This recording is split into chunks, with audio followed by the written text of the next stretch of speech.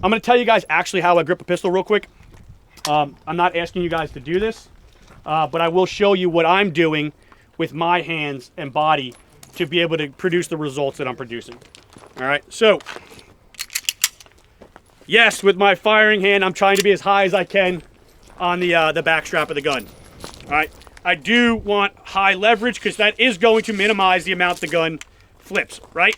The less the gun flips, although I'm not trying to keep it flat, the quicker I can get it back visually precisely. All right, so this hand, the way I conceptualize this, and Rodney came up with this analogy and I really like it, is I'm looking at holding this gun with my firing hand. For me, the way I conceptualize this with pressure is like a can of Coke. All right, so if you ever opened a fucking can of Coke or Dr. Pepper, whatever it is, right, you're holding it just enough to where you're not going to crush the can, right, and it'll overflow, but also you don't want to drop the can, right? That's how I conceptualize the pressure that I have in my firing hand.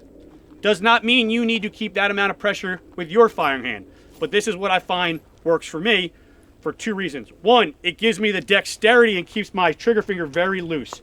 The tighter I hold this hand, the harder it is for me to really run this trigger finger fast. Now, some people have the ability to really clamp down with their firing hand and independently disconnect this finger and run it fast. I do not have that ability, okay? So I do not choose to grip the pistol aggressively with my firing hand. Also, what I find is I'm trying to set myself up for success, knowing what's going to be the key culprits that will probably present themselves. One of the biggest things for me that I find if I'm going to make a mistake, if it's not a visual mistake, right, which is usually number one for me, it's most likely going to be a firing hand pressure change, right? When I'm shooting really, really aggressive and I'm pushing myself at like max capability, visual is usually number one, firing hand pressure is number two, all right? I find that by keeping this hand more relaxed, it's easier to maintain that lighter consistent pressure than tighter consistent pressure. Right? If I asked you just to hold somebody's arm like this, nice and light, you would be able to maintain that for a longer period than you would barreled in on that. Right? At some point, if you're really gripping that hard, you're going to have micro pressure changes, right? It'll get a little lighter, a little harder, a little lighter, a little harder, and all that does is change the dot tracking behavior. And then when you see that, you'll most likely try to save it, and it never works. All right? So I try to set myself up with my firing hand to be very relaxed, and it usually sets me up for success. All right? The structure in this wrist, I'm not trying to hyperextend my wrist. You'll see a lot of guys, they try to do different things with like horseshoeing the top of the gun or hyperextending this wrist to get leverage on it. To me, I don't do that. I find that counterproductive. Not saying you can't do it. There's plenty of good shooters that do it. But that now is an added component that I need to maintain, right? I'm looking to have the least amount of variables that I have to maintain discipline and consistency across the board. So I hold the gun just what's nice and neutral and relaxed.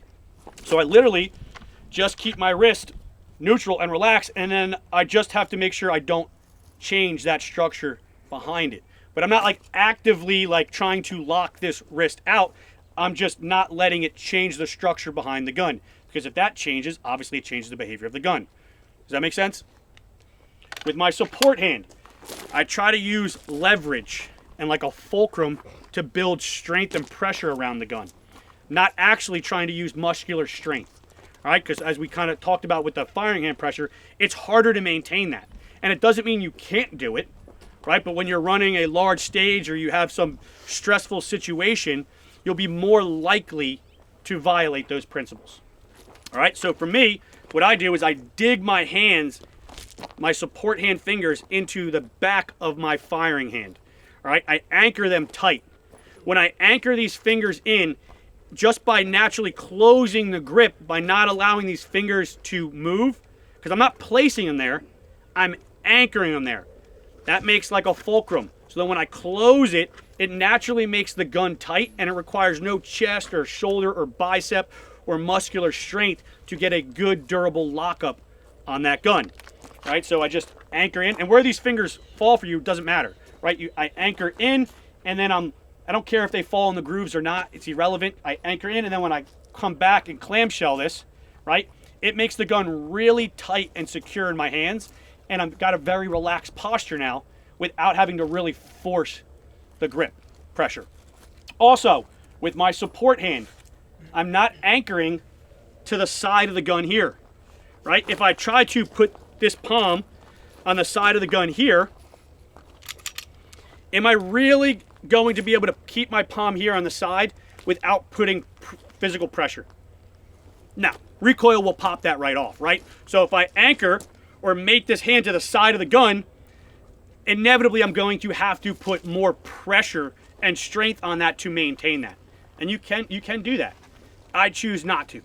What I choose to do is anchor this palm right here, right there, that little corner, into the back of the gun right here. So when this hand comes around, I let this hand take whatever it wants. It comes in and it bites into the back like that, right? Just takes that little corner.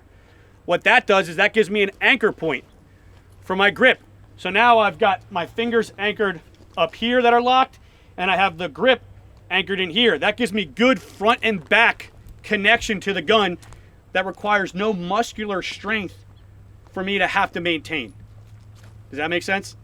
Right? Depending on your gun, your hand size, all this stuff, I find a lot of people, we shoot Glock 45s at work. A lot of guys will put no back straps on them, and then I'll have them add the back strap so they can anchor in that way, right? Like, you have to make sure the gun fits your type of style of size of hands and the ability, the way you want to grip a pistol, right? I'm not saying you guys have to grip a pistol this way, but this is what I find for me has been very successful and easy to pretty much replicate because the goal is not to change anything, right? And this is pretty easy to not change because it doesn't require any strength to maintain. Does that make sense? Right? So my firing hand is when I'm drawing the gun, right? When I draw this gun here, this hand just kind of stays open, and then when this hand comes in, it bites into the back, and then my firing hand just kind of overlays wherever it feels like. My thumbs, I don't give a fuck what they do. I'm not trying to push on the gun with my thumbs. Sometimes they float up, sometimes they're forward, sometimes they touch the frame, sometimes they don't. It's irrelevant to me and the way I grip a pistol. I don't care about them. And I would encourage you to not use your thumbs to solidify the gun because once again, it is another variable that you have to maintain consistent throughout the shot string. And it's something else you'll be more likely to change once you start pushing your capacity.